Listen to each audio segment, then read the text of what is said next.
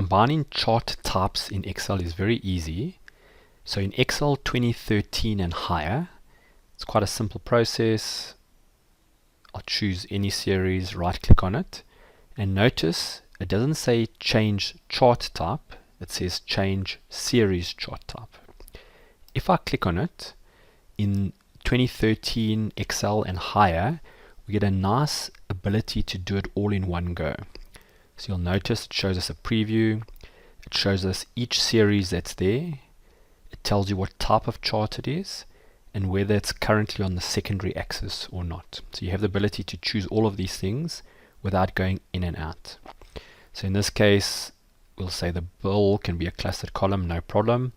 Number of calls, I'm going to say I rather want it to be a line chart. So I'm going to click on this one. So you'll see, you can already see how it's looking. And then, for example, there's something called duration of calls, and I cannot see it anywhere here. The reason for that is because it's extremely small. So in this case, I'm going to say, okay, please put it onto a secondary axis. Now you'll see, you can see it, but in fact it's overlapping the other stuff. But I'm going to change this one now maybe to be an area chart. And you can see by simply working through this, you can figure out what chart type you want, and commonly linked to this is whether it should be on the primary or secondary axis. And the benefit is, before you even click OK, you can get a sense if this is correct or not.